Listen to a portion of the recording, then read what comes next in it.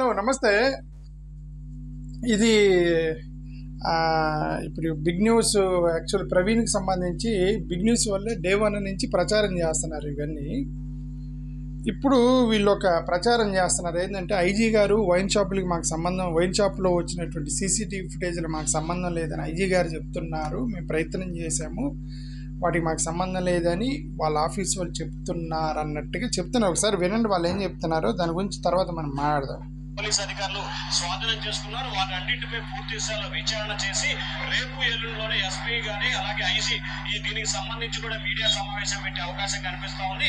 అలాగే ఈ wine shop కు సంబంధించిన వీడియో వైరల్ కి సంబంధించి కూడా మనం ఐజీతో మాట్లాడే ప్రయత్నం చేసాం. ఆయన అయితే మాత్రం అందుబాటులో లేదు. అలాగే ఎవరైతే ఈ కేసుకు సంబంధించి ఐఓ డిఎస్పీ ఉన్నారో ఆయనతో కూడా మాట్లాడే ప్రయత్నం చేశాం.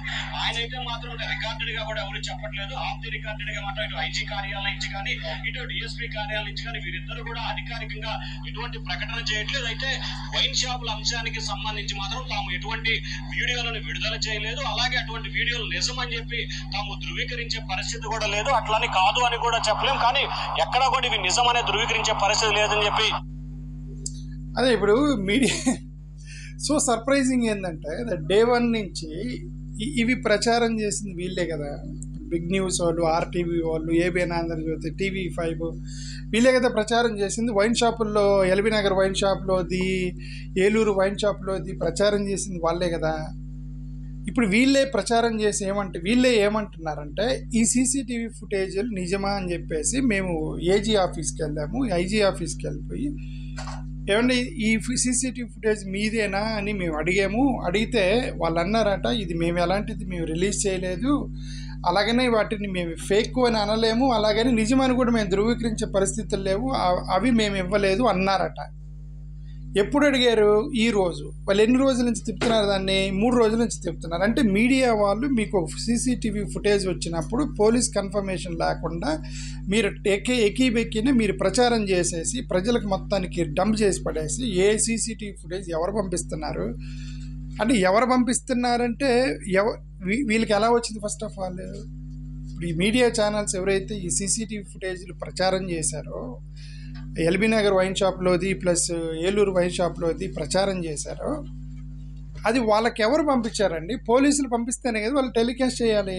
ఇన్వెస్టిగేటింగ్ ఆఫీసర్స్ పంపిస్తేనే కదా నువ్వు టెలికాస్ట్ చేయాలి.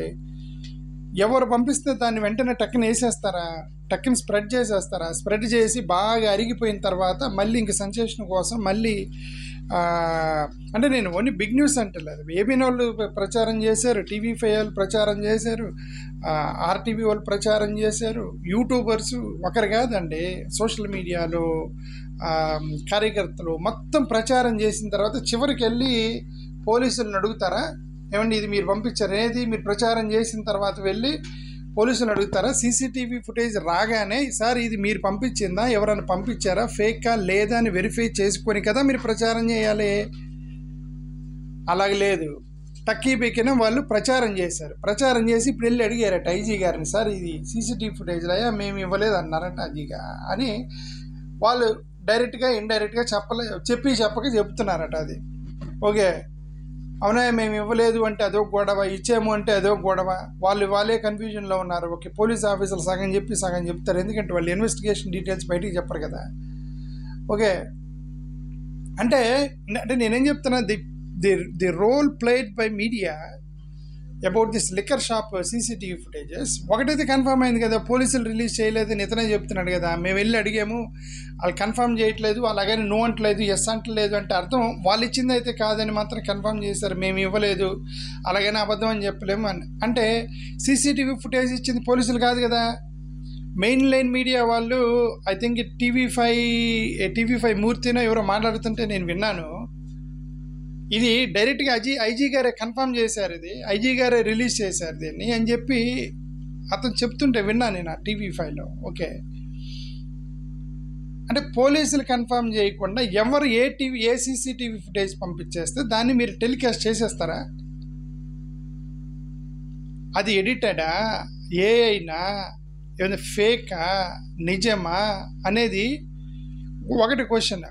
రెండో క్వశ్చన్, ఇలాంటి స్ప్రెడ్ చేస్తున్నారంటే వెనకేదో జరుగుతుందనే అనుమానం పోలీసులకు రాలేదా అనేది కూడా సెకండ్ క్వశ్చన్ కదా.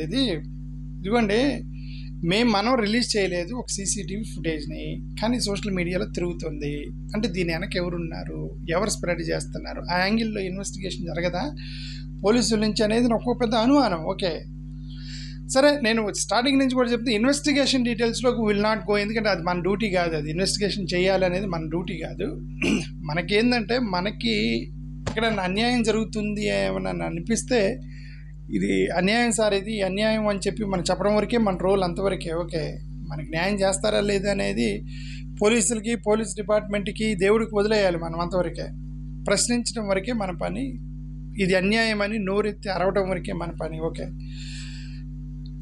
మిగతాదంతా వాళ్ళు చూసుకుంటారు. నేను ఇక్కడ fundamentally the role of media and the role of police and the role of the one who is releasing the CCTV footages, వీళ్ళ ముగ్గురు యొక్క పాత్ర గురించి నేను చెప్తున్నాను. ఓకే, ఐజీ గారు నడకుండా, పోలీసులతో కన్ఫర్మేషన్ తీసుకోకుండా ఏ సీసీటీవీ ఫుటేజ్ వస్తే దాన్ని టక్కీ బిక్కి ఎక్కి బీకినా మొత్తాన్ని స్ప్రెడ్ చేసి పడేసి ఫస్ట్, ఆ తర్వాత ఐజీ గారి దగ్గరికి వెళ్ళి ఇది ఫేకా లేదని అడిగాము అని అంటున్నారు. ఇప్పుడు బీబీసీ న్యూస్ వాళ్ళు పెట్టి ఎడిటింగ్ చేశారు, అది మనం కూడా చెప్పాము. ఓకే, ఇప్పుడు వీళ్ళు దీన్ని బిగ్ న్యూస్ వాళ్ళు చెప్తున్నారు.